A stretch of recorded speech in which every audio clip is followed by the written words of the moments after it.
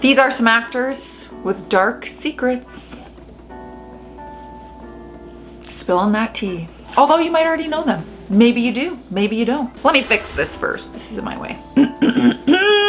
Robert Downey Jr. estimate. We're off to a great start. Estimates. I said it right.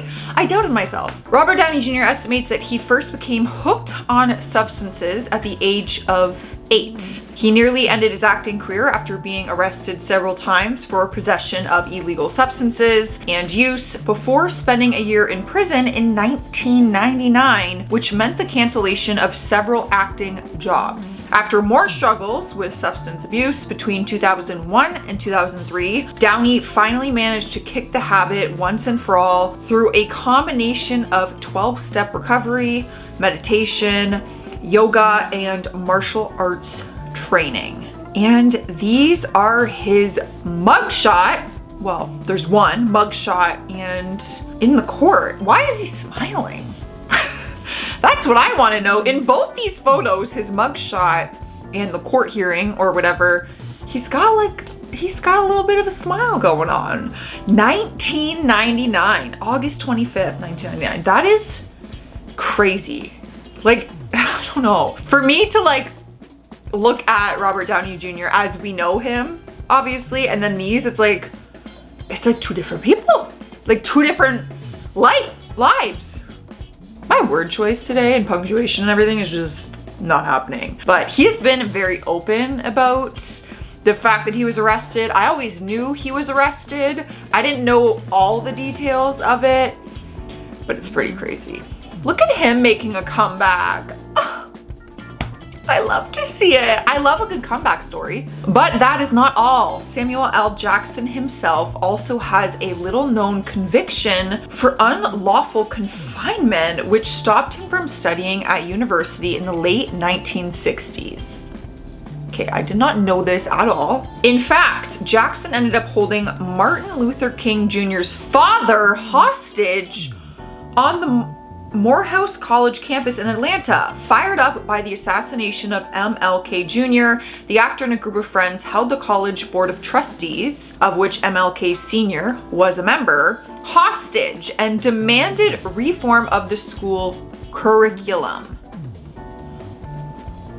Wow, that's wild. Although the school did eventually change its policy, Jackson was convicted of unlawful confinement, a second-degree felony. That's mind-blowing. I have never heard this story before, ever. That's crazy. Wow, like him and his friends were really like, they're going all out to try and make a change. And this is him during college. Look how young he looks. Oh my gosh. A little baby. You can tell it is him though. Like so much so. Like even by looking at that photo, if you didn't know who this was, I feel like you would be able to figure it out. Now this is a story to make your jaw drop.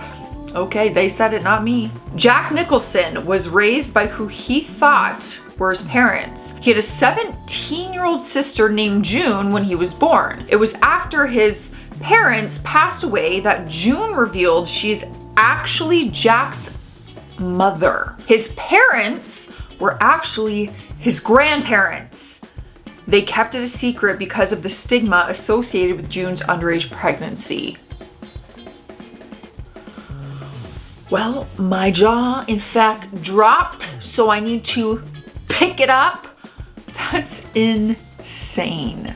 That is insane. Imagine finding out that your entire childhood was a lie. It was a lie because your parents are actually your grandparents and your sister is your mother. How do you process that kind of information? Lila, stop. I can hear my dog in the background licking her paws, and I feel like the audio is gonna pick that up. This is not, it's killing the vibe, Lila. Woody Harrelson, many would agree, is a talented chap who has near limitless potential. His acting chops are already legendary. But how many of you know that Woody Harrelson's father, Charles Harrelson, was last century's most notorious hitman? I did not know this. Charles Harrelson committed the first ever recorded assassination of a federal judge. He once took the life of a carpet salesman over a disagreement for mere $1,500. Okay then, yup, did not know this information. That's crazy. I'm just gonna say that's crazy to basically every story that we read, because they're all shocking and crazy. Wow, $1,500? You're that mad that you're gonna take someone's life over $1,500? Bro, that is literally less than my rent. That's so sad and depressing for me. In 1986, Leighton Meester's mother, Constance, was in prison. I have heard the gist of this story. Crazy. She had landed there after a 1983 arrest for helping her then boyfriend, Doug, Leighton Meester's father, smuggle marijuana. Can I say that? Marijuana, MJ, out of Jamaica. The smuggling ring included not only Meester's mother and father, but also her maternal aunt and maternal grandfather. So a whole family organization here. Meester's aunt actually became the first woman on the US Marshals 15 most wanted list when she broke out of prison. This is getting worse. Technically, Leighton Meester was not born in the prison itself. Her mother was transferred to a hospital for the birth, but she still had 16 months of her sentence to serve after her daughter came into the world. Meester spent the first months of her life in a halfway house before eventually being placed in the custody of her grandmother to await her mother's release. Okay, I was just rechecking the previous paragraph to make sure this grandmother was not in this family scheme thing. I did know that Leighton Meester was born in a prison. Like, that was the only fact that I knew. I did not know all these details. Her whole family was just a part of this like smuggling ring. And then her mom remained in, so she didn't have a mom, and then her aunt is on the 15, broke out of prison and is on the 15 most, yo. Like, all I picture is Blair Waldorf. And this story just does not add up. It does not match. You just never know. You never know someone's life story. This is a lesson learned here today. It turns out that Rose McGowan's parents were members of the infamous Children of God cult. Let me start again because my neighbor slammed the door. It turns out that Rose McGowan's parents were members of the infamous Children of God cult, which has previously been investigated by the FBI for, I cannot say that word, kidnapping and SA. McGowan claimed that she witnessed SA at a very young age. Okay, so here's a photo of her family during that time.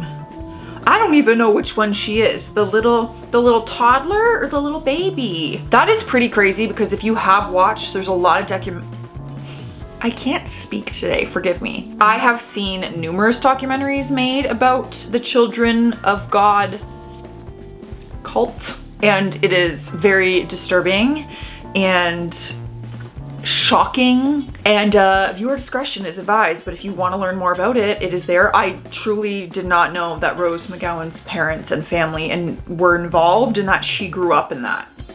That's wild. And so sad. After you watch the documentaries and you realize what it was all about, that's sad.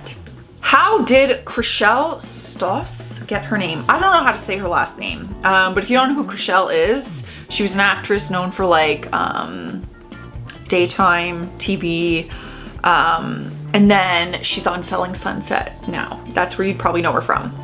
Her middle name is Chrishell, and it was created based on the unusual circumstances of her birth. Her mother went into labor at a Shell station, and an attendant named Chris helped deliver the baby. So they took Chris and Shell and have Chrishell? Oh my God, how did I not know this? That's her middle name? Then what's her first name? Because she goes by Chrishell as her first name, and she always has. But that's her middle name. So what's her first name? Oh, I watched Selling Sunset, and she has spoken about having a traumatic childhood, but never mentioned this in the show unless they edited it out. But she did say she was homeless for a while growing up. So I knew that she had issues like with her family and her parents. But this is mind-blowing. A woman gave birth in a Tim Hortons when I worked at Tim Hortons in my hometown, Windsor, Ontario. You can Google it. Anyways, not quite the same. In 1993, Charlize Theron and her mother were in her room when her father came home drunk and started yelling and shooting into her room. Quote, this is from Charlize talking about it. My father was so drunk that he shouldn't have been able to walk when he came into the house with a weapon, Charlize told NPR. My mom and I was in my bedroom leaning against the door because he was trying to push through the door. So both of us were leaning against the door from inside to have him not be able to push through. He took a step back and started shooting the door 3 times. None of the bullets hit us, which is just a miracle. That gave me goosebumps, like chills. Charlize's mother got her weapon and ended up taking the life of her father. There weren't any charges brought against her mother. The case was a clear case of self-defense. Wow, I got even more goosebumps. I'm in shorts and my legs are like, wow. I feel like I have briefly heard about this story, but I've never actually read it and known the full story. The details especially. That is so incredibly sad, and like, what a miracle. Like, because quite honestly, all of their lives could have been taken in that tragedy. And then like you witness that as a young child, like you witness that whole thing. Oh, I can't. Y'all, I'm counting my blessings extra hard today. Like genuinely, I'm not even being like funny or sarcastic. Like, count your freaking blessings. However, he hasn't always been where he is today, and for a long time as a teenager, Jim Carrey had to struggle with a life of abject poverty. Although Jim Carrey's father, Piercy, had been a successful accountant for many years, he lost his job when young Jim was only a child. I did hear this, that they were like homeless for a while and lived in their van or trailer or something. Ever since that moment, the Carrey family's lives changed dramatically. The family had no steady income to support themselves and ended up living out of a van.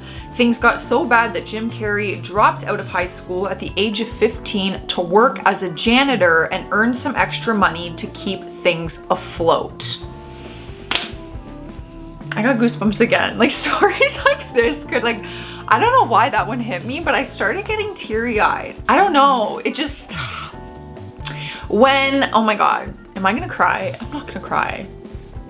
Like, don't be pathetic. I'm not gonna cry. It's just, obviously we see celebrities in a very glamorous light, because they're filled with opportunities and wealth and, you know, all of the things, fame. But when you hear stories like this, you're like, damn, like, but they came from this. You know what I'm saying? Like, so how do you go from this and end up there? It's pretty mind-blowing.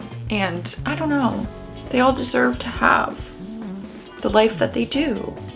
And everyone does. In all honesty, I think everyone has their own trauma and life stories, and we all deserve good things and wealth, okay? So I'm not saying just them, but it's just very interesting to see where they came from.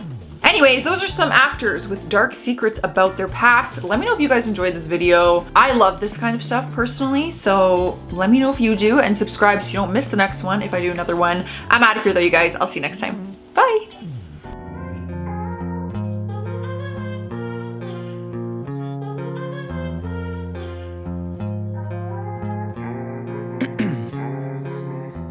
In my veins, I've been driving this train.